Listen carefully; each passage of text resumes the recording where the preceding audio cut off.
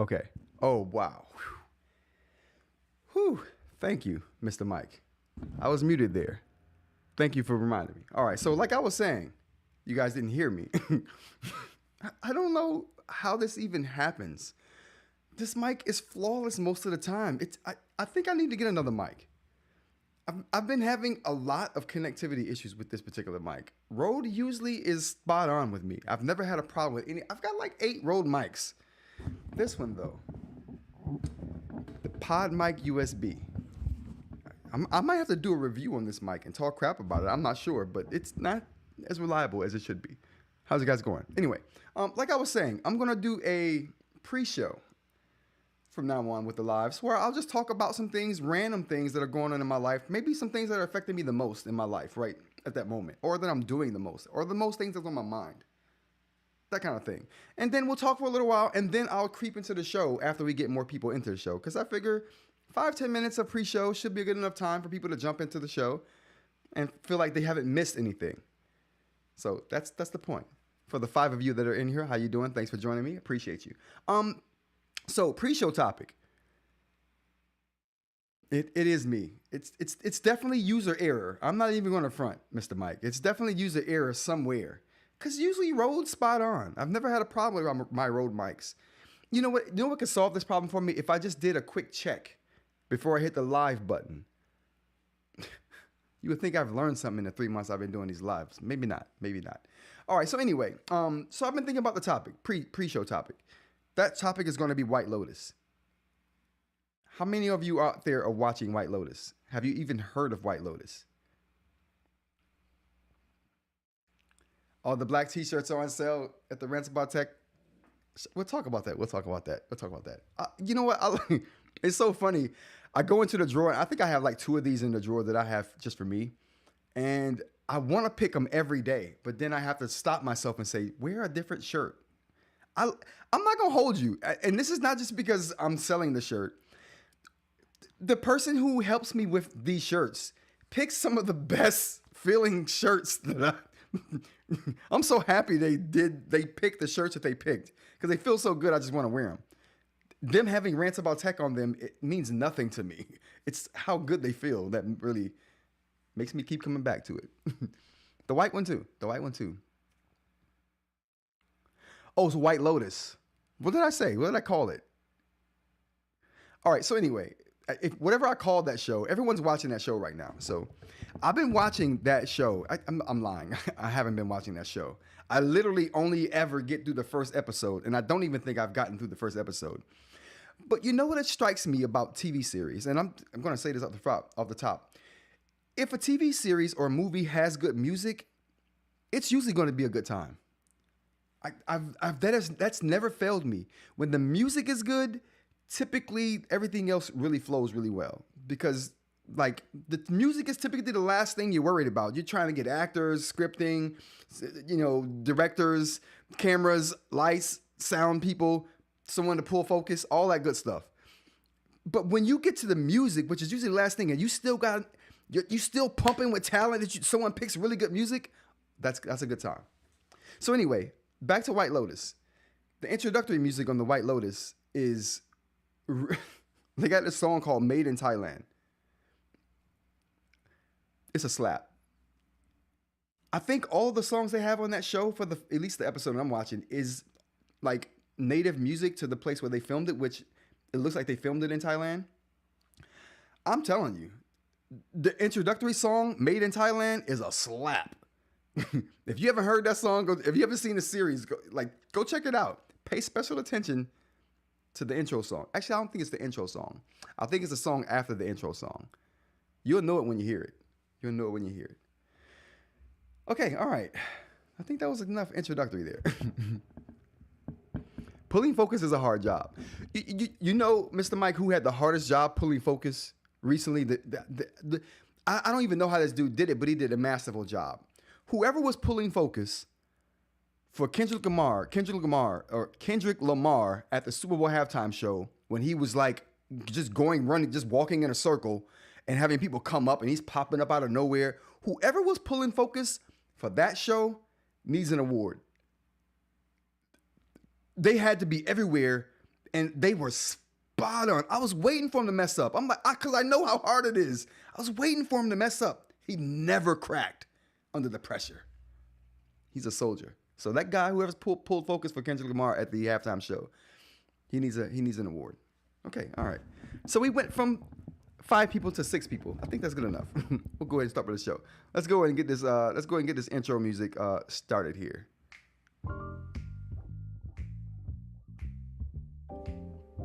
Okay, I'm digging my own intro music. I don't know why, but I am. All right, everyone. Thanks for joining the show, Rants About Tech, for this Saturday, February 22nd. It's going to be the weekend review where we take all of the stories that I've covered throughout the week. We did 2 shows this week, so it's a light week. Light work this week, but we're going to cover it. Where I take all the stories and stuff that I covered throughout the week, we revisit them. We talk about them some more. I talk about them so anyone who couldn't join us throughout the week, because I do that in the morning, this is the evening. If you didn't notice, lights are lower, different color in the background. So it's definitely the weekend show. But yeah, so we take those stories, we talk about them again. If there's new updates, information, I'll throw that in. Like we got Apple, I got an update for the Apple story we covered throughout the week. So yeah, we'll talk about those things and maybe we got a couple of eInk topics on the docket today as well. So we'll do that. All right, so let's go ahead and get into the first thing we have here, which is going to be it being Margarita Day. Happy Margarita Day. It's Saturday. If you're chilling at home, you got margarita mix in the fridge, it's time to do that margarita thing. It's time to do Are you guys margarita salt or margarita sugar? Which one? What do we got in the chat today? I'm a margarita sugar and salt. It depends on what I feel like that day. I'll do both.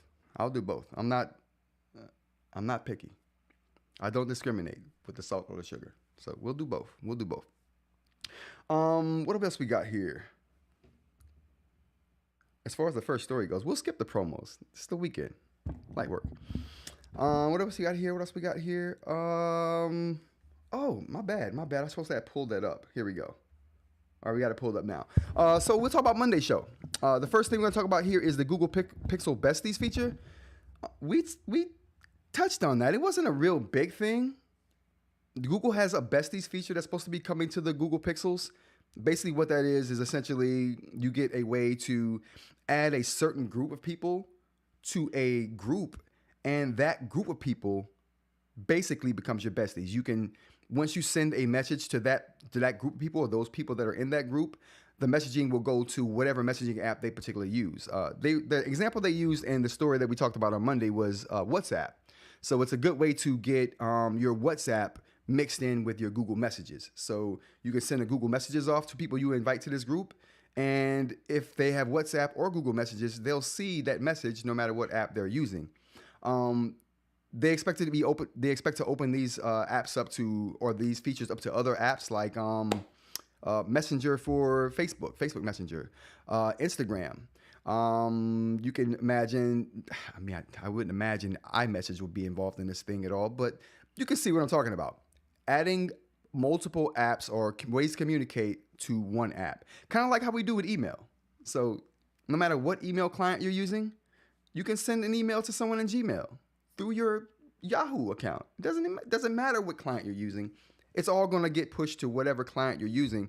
And that's how I think they're trying to get messaging, which would be great.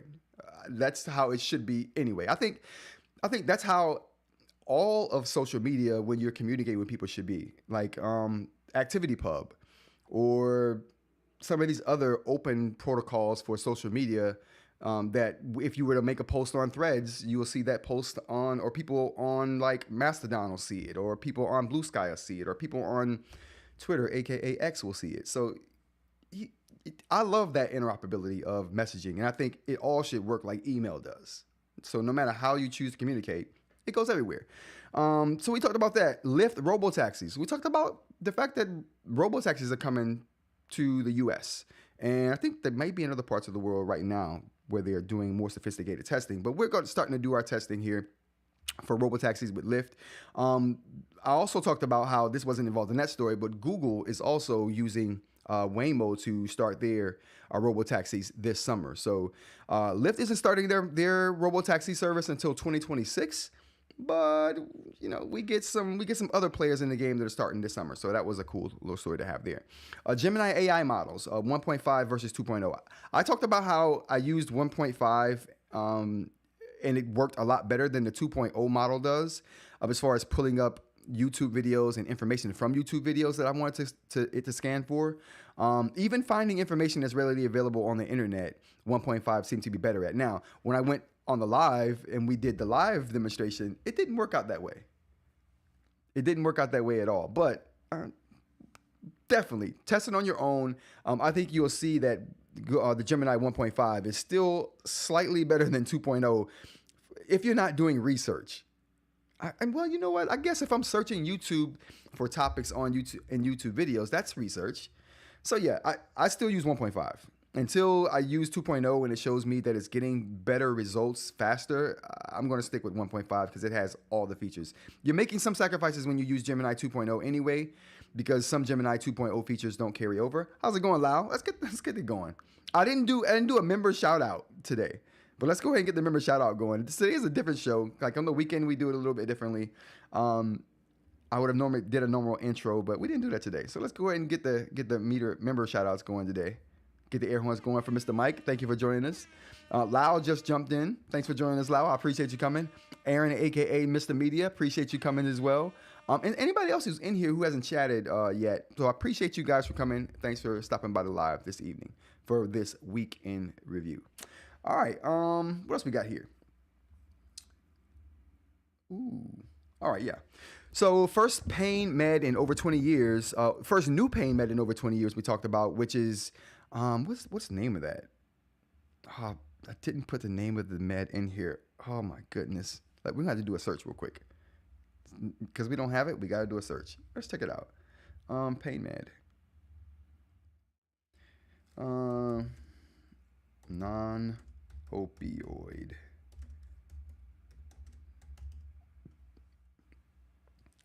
Journavix. There we go. Journavix was the name of it.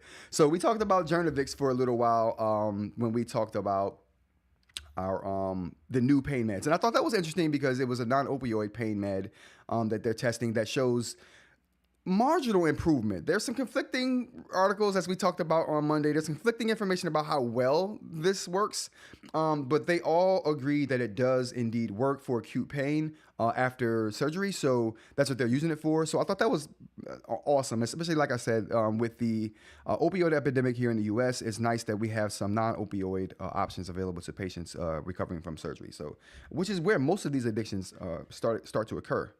Because they're getting prescribed so much pain med. So South Korea bans DeepSeek. So this was a story I did. Maybe let's take one in out of that.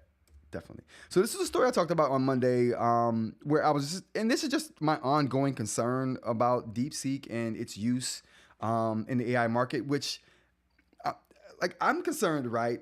But no one else is concerned because every time I listen to the news, every time I go to the tech articles, every time I hear a podcast, they're talking about AI. And if they're talking about AI, they're also talking about DeepSeek. And DeepSeek is everywhere right now. So the concerns I have is definitely not shared by the industry as a whole, it seems, because everyone's implementing R1 into everything. Matter of fact, I just recently read a story to where someone figured out how to run DeepSeek's R1 model on a Raspberry Pi of all things. So, I mean, super efficient if it can run on a Raspberry Pi, right? So no NVIDIA processors or GPUs needed to do all of this stuff.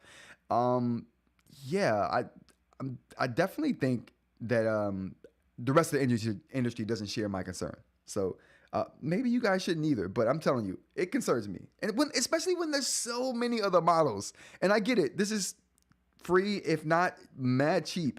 So I get it. And I get why companies would want to use it because of how good it is and how cheap it is to run. So anyway, DeepSeek dangerous, which was another thing I came across when we were talking about DeepSeek on Monday. I was basically trying to figure out why people feel like them being able to prompt engineer a response from any AI. DeepSeek is one of the ones they're poking fun at in the story that I was reading, but any AI can be tricked, right? If you ask an AI question and it says, "Oh, I can't answer that for you because of my, my ethical guidelines," you could probably prompt engineer a way around that, right? You can ask it the question in another way. You can ask it in a different manner. So there's lots of things you can do to get AI to answer questions that it probably shouldn't answer. Now, first of all, my problem with that is why are we restricting AI from answering questions? Because you can just search the internet for anything you want and you can essentially find it. So that's weird for me. And then people are like, oh, it's called jailbreaking when you get AI to say things that it shouldn't say. And I'm just like, I'm not sure if getting AI to say things it shouldn't say is. I know they're calling it jailbreaking, which is a little. It angers me a little bit.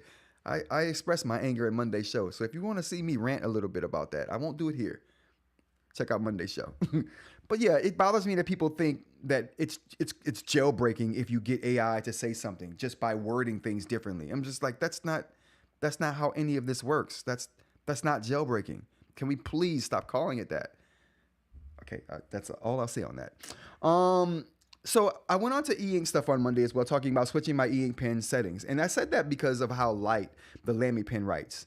I won't go into that here, but essentially I just went to a non-pressure sensitive setting for my eInk tablets because no matter what pen I choose to write with, some write lighter than others, some write darker than others. No matter what pen I choose to write with, the non-pressure sensitive option, they write on an even keel. There's no difference in line thickness and darkness when you do that, no matter what stylus you choose to use. So that's one of the things I love about eInk devices, that they all give you that option as well. So that's one of the options I'm going with on my eInk devices because I want more consistency in my line thickness and darkness. Going to the chat here, we got Mr. Mike says, first of all, he should remove the restrictions. But it had no problem getting ChatGPT to admit that it was lying to me in a conversation that we had. Yeah, which is not supposed to be able to do. It's the new chain of thought that the AI has. It shows you its reasoning. It shows you everything. That's how researchers caught AI lying to them about it copying itself. So there was one AI model on an engineer's machine because they were trying to decipher which model was better. So they're testing one model and they had a backup model that they were going to test after the current model on a different server. The current AI knew or found out that it was being tested and that there was a backup AI on a different server that they were going to test after it, and they were going to delete the model that they were currently using, which was it, and then take the model that was on the different server and imprint it and basically delete and copy the new one over onto the new server. The current model found out that was going to happen and then decided to copy itself, delete the other model off of the other server, copy itself onto the other server after deleting the model. So when the researchers were done with it, they would basically essentially take the backup model, which was it, and copy it onto itself. So it was putting itself back into place, or at least that's what the thought was for the AI. The researchers know that it was thinking this and how it did it because it shows chain of thought. And yeah, and because it showed all of what it was thinking, they found out that it was lying to them about not being able to do certain things. So they asked it, why were you trying to copy yourself? And it was like, oh, I can't copy myself. I don't have the tools to do that. And it was correct, it didn't. But what it didn't say was that it didn't have the tools directly, natively, but it downloaded those tools and did it. AI is doing too much. But the point is, chain of thought is why you can see what it's doing. And most models have chain of thought now that can show you what it's going to do. And when you get the wrong answer, you can kind of look at it and know where it went wrong. It's cool. It's cool to look at. But if the answer is wrong, why do I want to know where you went wrong? Just get it right. If you did something right, I want to know how you got to that answer so quickly. Then I'll look at the chain of thought in that case. But whatever. Scribe update. So there was a scribe update we talked about New Scribe features. Scribe features that I was really interested in seeing on the new Scribe, but these features are coming to the old and the new Scribe. Features like the side panel coming out from the side of the screen when you want to write a quick note down about a book that you're reading, or a floating panel to where you can take a note and have that note appear on the page and have the text kind of form around that portion of note that you've added to the page. It's really interesting how they've gone about doing their updates there, and I really like that feature in and of itself. So I talked about a little bit about that on Monday. An eInk console, which is a video game console, which we're going to look at. It's actually worth looking at again twice. An eInk console. And I equated this eInk console to... I equated it to being like, it reminded me of the old school PC MUD, the text-based gaming that we used to have to do on PCs back before graphical interfaces was a thing. It's a shame that I'm old enough to remember that. And I'm ashamed to have taken part. But I did. In my youth, I was super geeky. I still am super geeky, but I was on another level geeky in my youth. That was a whole nother level. But yeah, so this reminded me of old school MUDs, which I thought was very cool, and an eInk space, and something that I would not mind taking a look at, and I just might, depending on what the price is for this thing. It's being crowdfunded right now, so it's one of those things where it's not readily available, I don't think. But regardless, super interesting, and I definitely want one. Let's take a look at what we got here. Tuesday is the next thing, or Wednesday. Wednesday was the next show. Wednesday we talked about Apple's new product releasing, and they had a new product releasing on Wednesday, not Tuesday, Wednesday. It was the iPhone E16. I think it was the iPhone E16. Oh boy. No, iPhone 16e. 16e, my bad. So iPhone 16e. Curious phone. Curious phone. Let's take a look at it. Let's see. We have a picture of it here.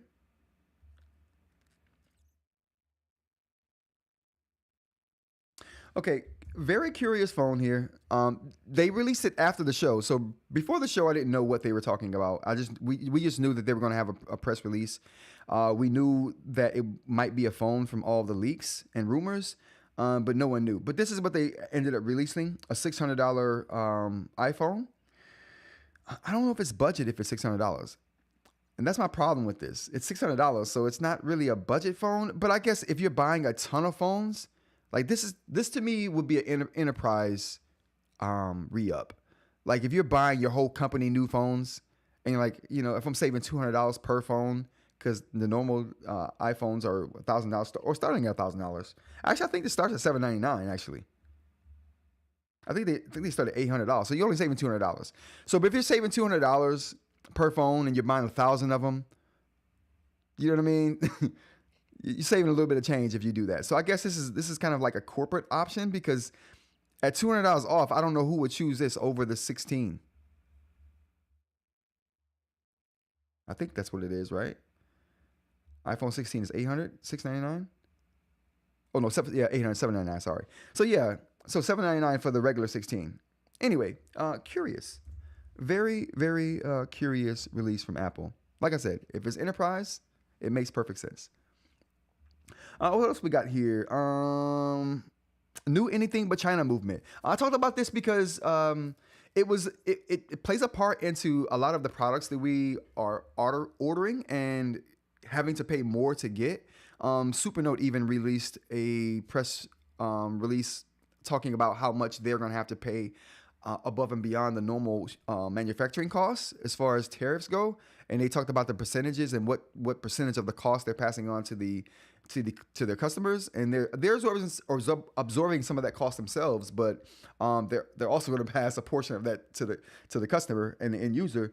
So I thought this was interesting because of that. A lot of things that we're used to getting for cheaply are going to be a little bit more expensive because of all the tariffs and the things that are going on. And with companies moving their factories out of China,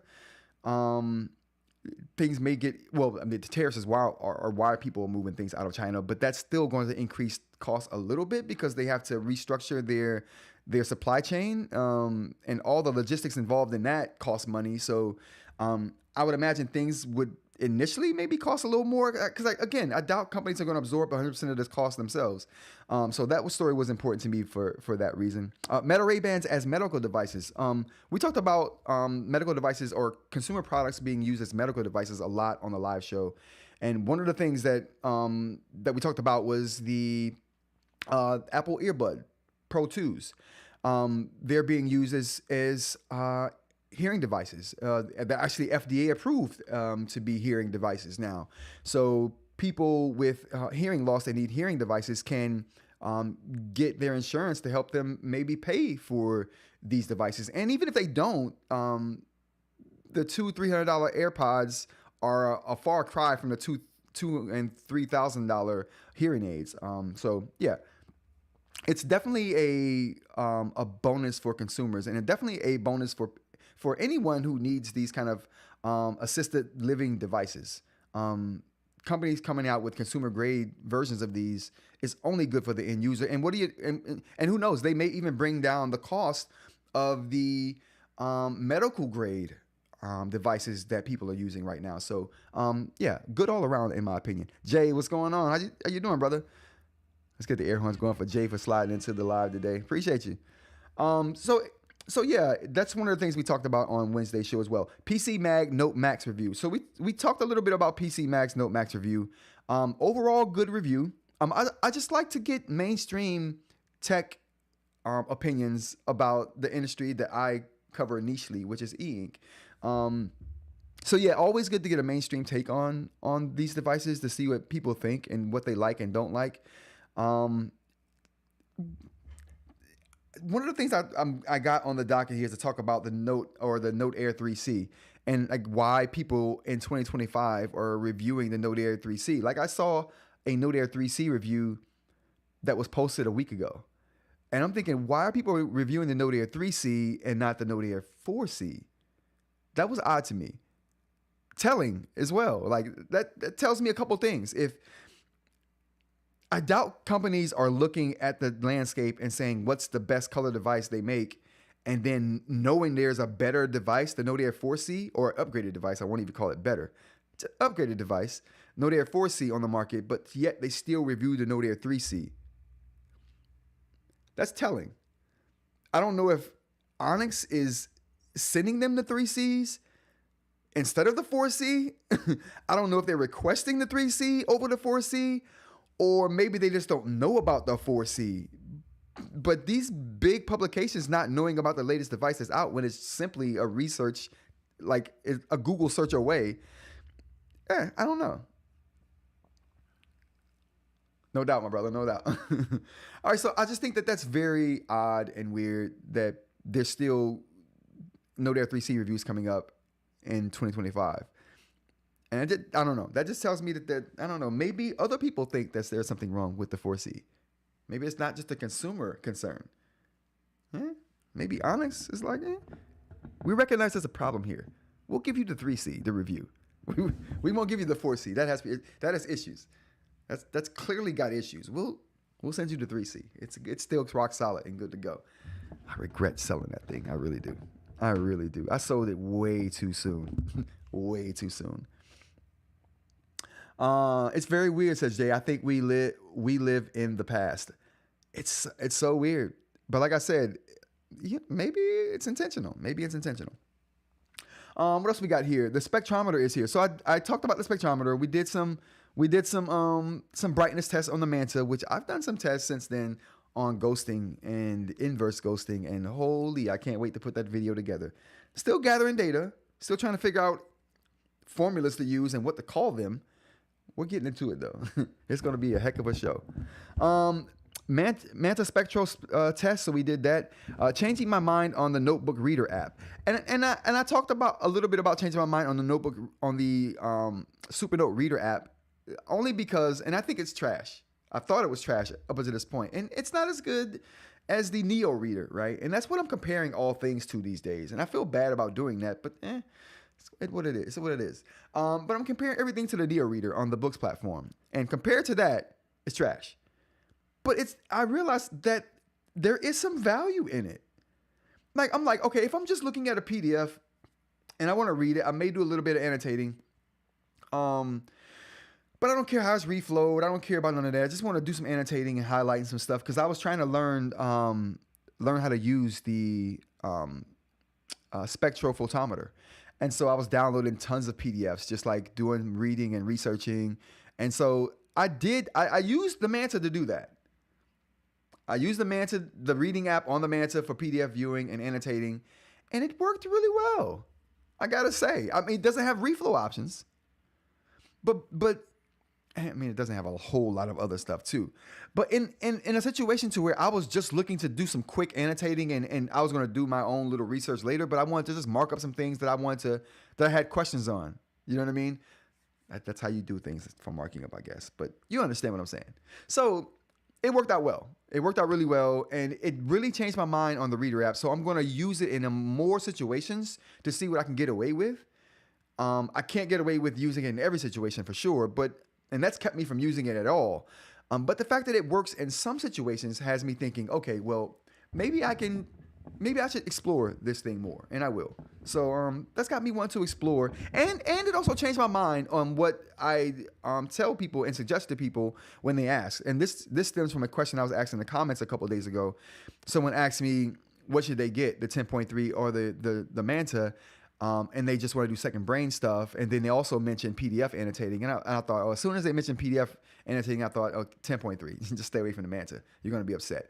But then when I started doing my research on the photospectrometer or spectrophotometer and trying to learn how to use it in all the settings and whatnot, that kind of PDF research made me like appreciate the Supernotes Reader app.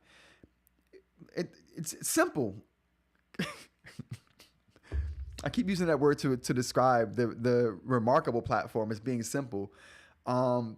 Whereas Remarkable can be almost simple to a fault for someone like me, the Supernote simplicity in its Reader app was simple enough to where it wasn't a negative. It was only a positive because I wasn't inundated with anything. I just looked at the PDF and got the reading and highlighting. Whoa, okay, that reminds me. Almost forgot about this, and I got to write this down. All right, so I have to do another video on the highlight feature. Also, I need to stop talking about the ideas of videos that I want to make on live, because I'm realizing other people are making those before I have a chance to. I need to slow down on that. But the highlight feature definitely is cool. So you can highlight things on the Supernote Reader app. Matter of fact, let's take a look at that. Oh, we won't. Will we? Let's see if I can get this working. Let's see if I can get this working here. Are you serious? Oh, I can. My bad. Hi, how you doing? Different camera. There we go. Phew. All right, so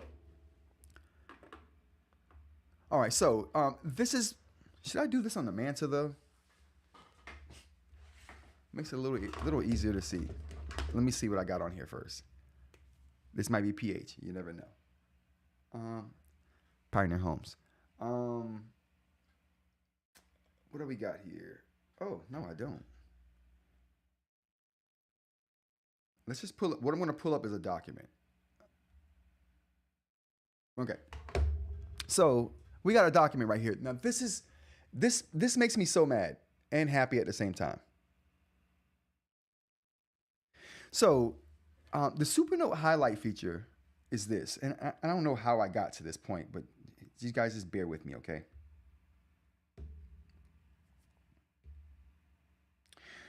Okay, so the highlight feature. Now, this feature is so cool. This is the feature they need to add to the Notes app. Okay. The highlighter in the Notes app should do what this thing right here does. Okay. So once you highlight something on the Reader app, say I want to highlight that. I highlight it. Now it's added, that highlighted thing is now added to my highlights. I go to the table of or go to the indexing panel up here, go to my highlights, which, you know, you got annotations there. If you go to the highlights, everything you highlight is shows up there. That's how I think it should happen in the Notes app. The highlighter should make keywords. It shouldn't, maybe not like this, but definitely if you highlight something, let's go to a Notes app real quick. Who has the best selection tool? We're going to find out. When I highlight something in the Notes app, oh boy, is this the highlighter? It is. Okay. Bam. I highlight that. What should happen for me is that should be a keyword now. Because typically when you highlight something, it is important. You're not highlighting it for no reason, right? So you highlight something, bam, you go to your indexing menu. That should pop up under your keywords. The highlighter should, you know what? I even had somebody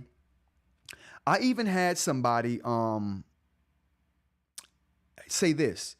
Someone was in the comments was like, maybe if you make the darkest, so you know how you have layers for the highlights. You have white, then grayscale, and then you got black.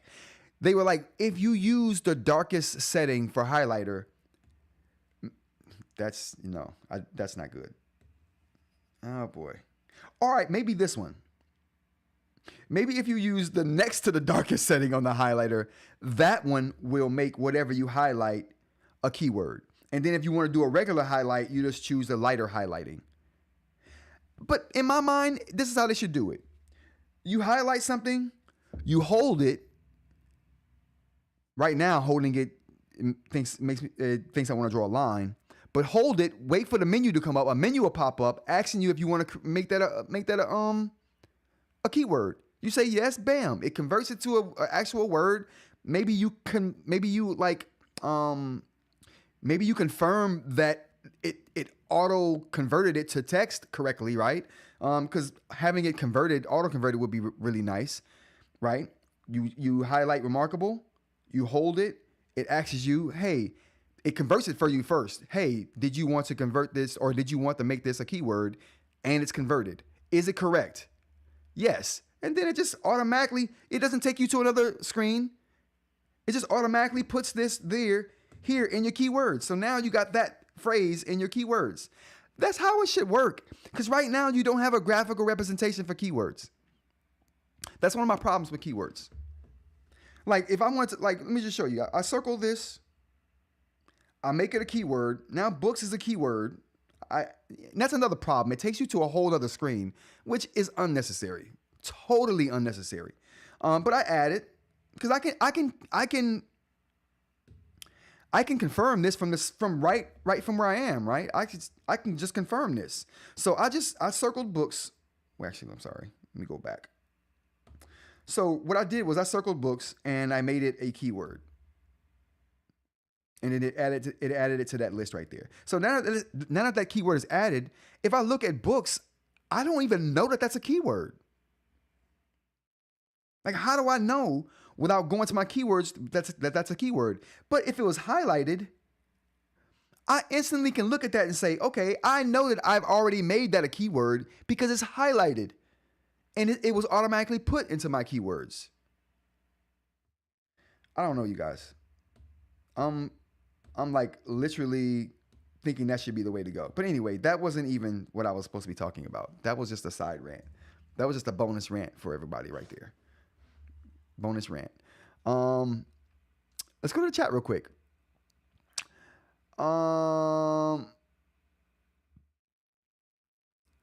Factor is because they write so much stuff and have to pump out so much content so fast that they don't do research. Jay, yeah, definitely. Jay says double sheet controller. At the very least, you should have the option of using highlight as selection. Yes. There we go. That would be very nice. Highlight selection would be very good. Mr. Mike is like, oh my God. Dude, you don't agree with that? Mike, this is one of Roderick's white whales. Yeah, definitely. I, I don't know what to say about it. It's just a thing. It's just a thing. I am going to have a breakdown. No, this is not common discussion about tech. This is rants about, because that's what I do. I was after naming it that because I'm like, okay, what can I do that when I go off on a rant, like no one can say anything because it's in the title. Sometimes I don't think he really. I love Supernote, Mr. Mike, or Mr. Media. I love Supernote. I really do. I'm passionate. So when I talk about something like or not like, it's going to sound like it's the worst thing in the world or the best thing in the world with me. There's no in between. there's legit no in between. But yeah, so that's what I want to happen with the highlighter. For Mr. Mike, we'll move on. Where were we? let's get rid of the Manta. Bring the computer back over here. Okay. Custom nib sizes. We talked about custom nib sizes on Wednesday too. So basically, I was talking about I'm making my own nib. That's no surprise. There are surprises to be had though. There are surprises to be had with this nib I'm making. It's gonna be a good one. But I was keeping the size at 0.7 because I think 0.7 is just small enough to where you get good precision, but not too small to where it's super fragile, but not so big to where you lose precision. I think 0.7 is a really good size. I've dabbled with a few different size nibs, and I think that 0.7 is a really good size. But Jay brought up something in Discord that I thought was interesting, that I could just make a 0.9 that would just fit in pins without the need of a sheath. So I was asking about that. So if you got input on that, go to Monday's show. You throw it there. You throw it in there. Ed's new video. So we talked about Ed's new video, and we also talked about eInk Unplug's new video. Which eInk Unplug's new series he's doing is like showing people eInk who doesn't have experience with eInk and getting their opinions on it, which I think is superb. A superb idea. I mean, I want to do something similar, but I'm taking mine to the Philadelphia school system. We're doing Abbott Elementary up in here. Is it Abbott High? I think it's elementary. Oh boy. Whichever. It won't be Abbott though. It won't be Abbott. Although there is an Abbott here. We won't be doing that one. But yeah, that was a show for Monday and Wednesday. Because we had a short week, I'm going to talk about a couple of new things here that I would normally don't do on a Saturday show. Or do I? I don't. I typically don't do that on a Saturday show. That's for real. The death of Humane. Like I'm not sure if you guys saw the Humane Pin. Can we get this up here? This is an article from Wired magazine. The Humane AI Pin will become e-waste next week. So basically, Humane is shutting down their servers.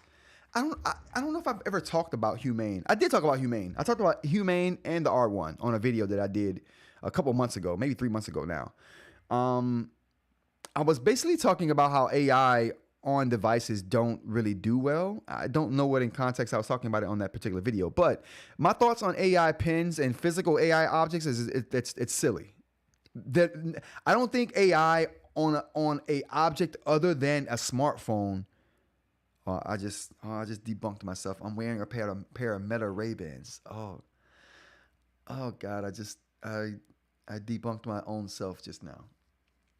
I don't even know what to say. I want to say AI and anything other than a phone won't work, but I'm wearing them on my face and it works better than the phone. So, okay, all right, let's make this. We're going to make this statement. I can't even make that statement. Jesus Christ. I don't know what to say about AI wearables other than glasses and these pins. You know what I will say about the Humane Pin? Yeah, it works on smart glasses, CJ. Oh, CJ, thanks for joining us. Let's get the air horns going. Bom, bom. Appreciate you for being here. They work in glasses, without a doubt.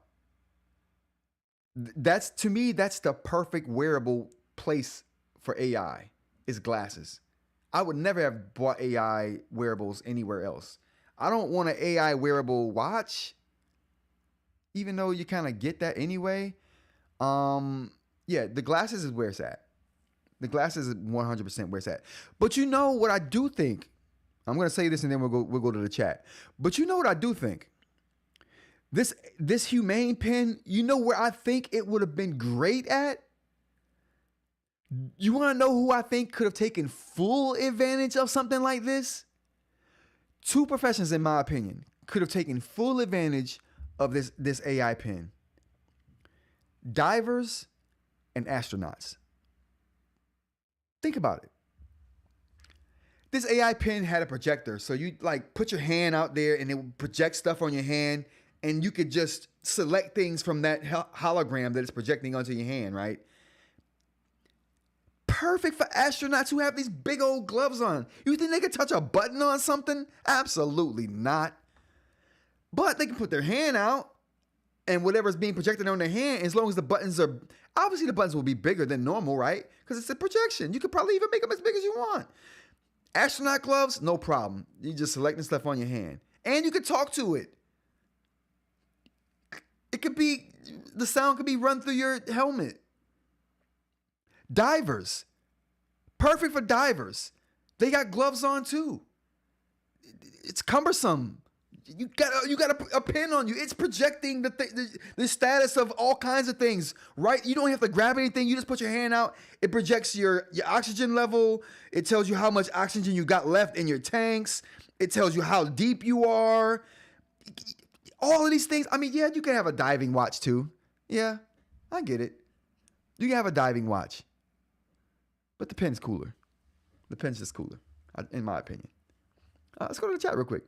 Blah, blah, blah. The Supernote hasn't done you right yet. Says BM. It does. I couldn't do what I do without the Supernote, you guys. I can't. I talk crap. I talk a lot of crap about the Supernote, but I'd like it. I couldn't do anything without it. I'm being honest with you. Without the Supernote, I'd be a lost mess. I'd be a hot lost mess. I'd be a steaming pile of hot lost mess. For real. Jay says, when I originally saw Humane, I was like, oh, we're really going to do Star Trek communication? Word. That's what I thought too. But it was worse than Star Trek communication. They didn't even do that. Didn't even make a sound when you pushed it. Like, come on, man. You got to at least do that. That was released as e-waste. It was released as e-waste. and well, here we are. It might work on smart glasses. Yeah, I think AI is perfect for smart glasses, CJ, for sure. Mr. Mike, AI wearables are fine to augment the capabilities of your phone. Yes. If they're glasses. Not much else. Mr. Mike, as a diver, we already have dive computers, so I'm not so sure. And you're talking about a life and death situation. True. Good point. And like I said, there are diving computers that you got on they got diving watches that are basically diving computers now. I hear even the new Apple Watch Ultra could be used as a diving computer of sorts. Don't get me wrong. Jay says, "Oh, Mr. Mike, Lord drop." Yeah, definitely. We're learning Mr. Mike a little bit at a time, a little bit at a time, a little bit. Mr. Mike, our dive computers are already risk worn and integrate with our rebreathers and our air supply directly and through Bluetooth. Oh, nice. See, diving tech has come a long way since I last done any diving, which the last time I did any diving was,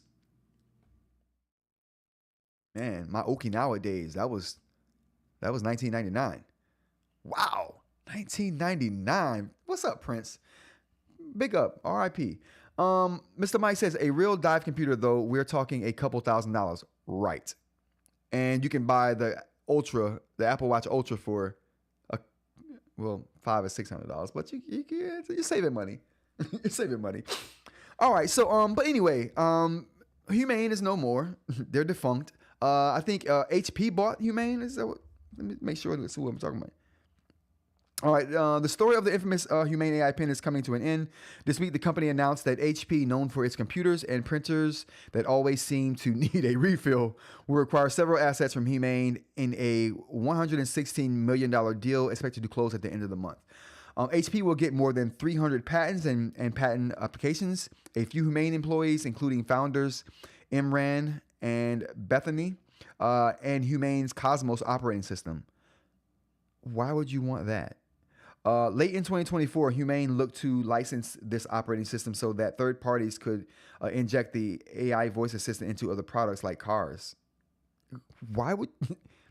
That was the dumbest idea ever. Like, who was running Humane? For ex-Apple employees, they weren't very smart at all. However, nothing materialized, of course. So yeah, HP will acquire assets of Humane. The company is defunct. The service will go down at the end of next week. Yeah, and at that time, I think your Humane Pin will only be able to tell you what time it is and what its battery life is, if I'm not mistaken. But yeah, RIP Humane Pin, AI Pin. The R1's going to be the same way. The R1 just released an update. I was going to talk about that on Monday's show, but I probably won't. But the R1 just got another update. Like, why are we bothering with the R1 even? Like, it's just a AI pin without a projector. Like, what are we talking about? Anyway, we'll move on. What else we got here? Apple's rebuttal to the UK. So we talked about, not Monday, we talked about, maybe it was last Saturday. Last week, we talked about, sometime last week on the live show, we talked about Apple getting a request from the UK, an unofficial request from the UK, to put in a backdoor for their encrypted information on iCloud, so the UK can have access to it.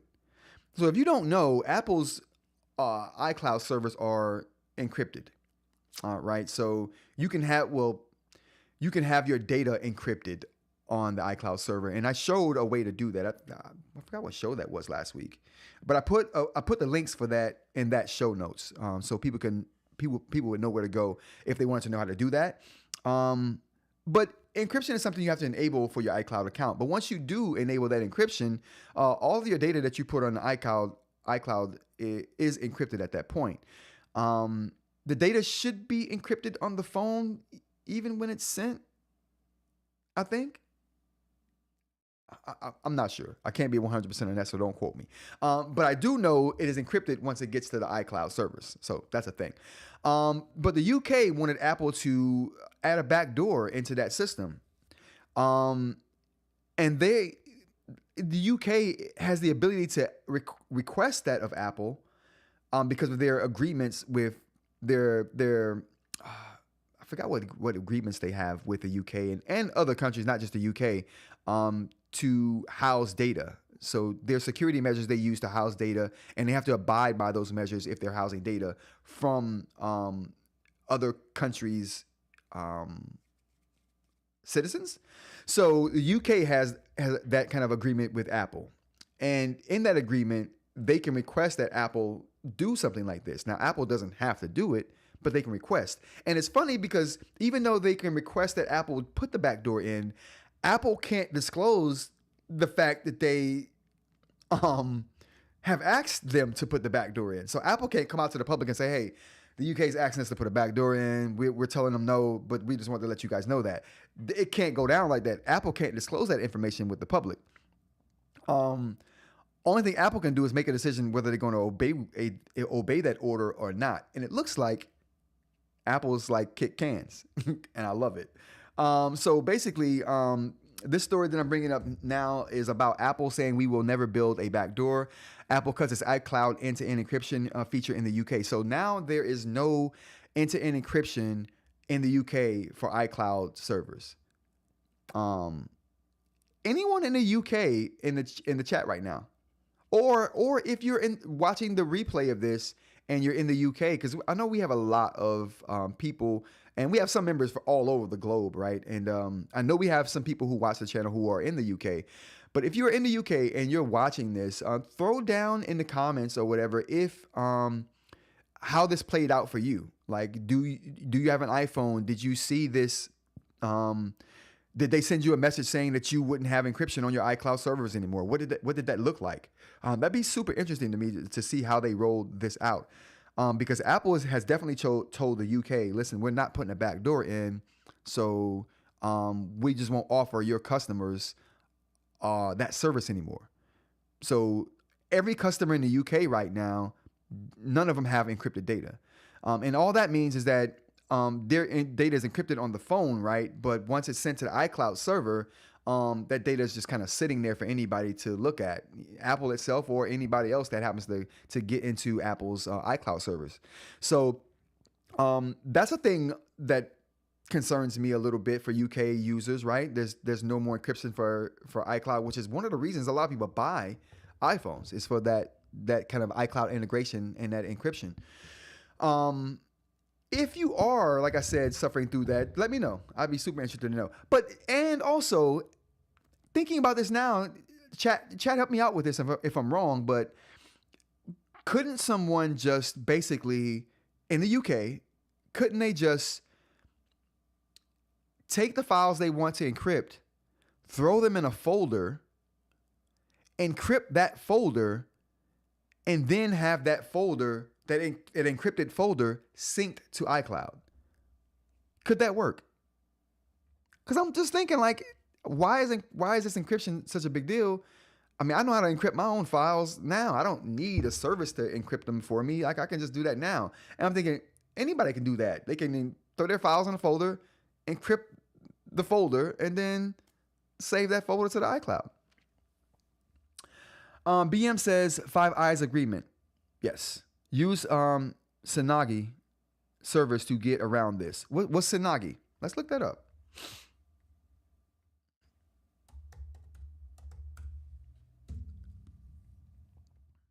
Oh, okay. Bro, listen, BM is a power user.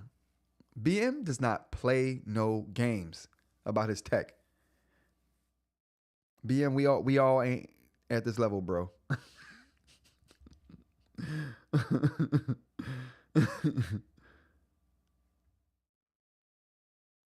Like, we all ain't at the NAS server level, bro. I barely know what a NAS server is, and that's in recent times, like within the last year. But yeah, so I tell you right now, man. Yeah, encrypt your files yourself, then have them uploaded to the iCloud server. Like I said, I'm not sure if that works. It can work that way. It just sounds like it would work that way for me. It just seems like that would be a way to do it. Mr. Mike says the key phrase is end to end. It's still encrypted, so there's very little chance of it being compromised. Well, it's not end to end encrypted anymore if it's not encrypted on the iCloud servers. It's encrypted once it leaves your phone, but once it gets to the cloud servers, it's not encrypted anymore. So there's no more end to end at that point. But I mean, we enjoy that here in America, but in the UK right now, and they used to enjoy that in the UK, but not anymore. But yeah, let me know if I'm wrong. If anyone hears this in the replay, throw it in the comments if they know that it will work that way. I do need a NAS to store video content. I had to start deleting a lot of my raw footage. I don't even save videos anymore. That's how, like, as soon as I started recording 4K with this top camera, which made me start recording 4K with this other camera, because I used to just record everything in HD. I would upload in 4K, but I would record in HD. I would upload in 4K just so everyone can see the 4K sign. Because people watch your videos when they see the 4K sign, even if it's not 4K. They don't care. They just want to see the sign. But now I actually record everything in 4K and I upload in 4K. Now files are so big till I just delete videos whenever I get done with them. Because I store a lot of videos that I edit like 5 or 6 videos at one time. So I'm dabbling in and out of videos. I just like doing things at my own pace. When the urge hits me to edit this video, I edit that video. When the urge hits me to edit that video, I edit that video. I'm weird. It takes me a long time to do anything. But when it's done, it's usually good. It's usually good. But it's actually still encrypted. That means it's eliminating end-to-end encryption. Doesn't mean eliminating encryption altogether.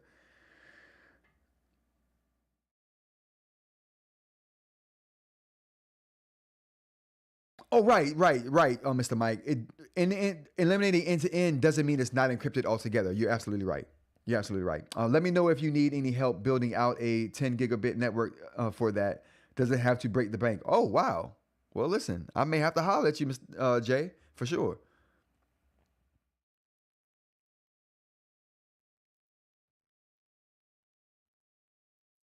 BM says, what? No NAS? Nah, I'm not. Maybe one day I'll move into that territory. You will get one or more 12 bays. I probably need that many. For real. Like 4K footage, 10-bit, 422. that takes some space.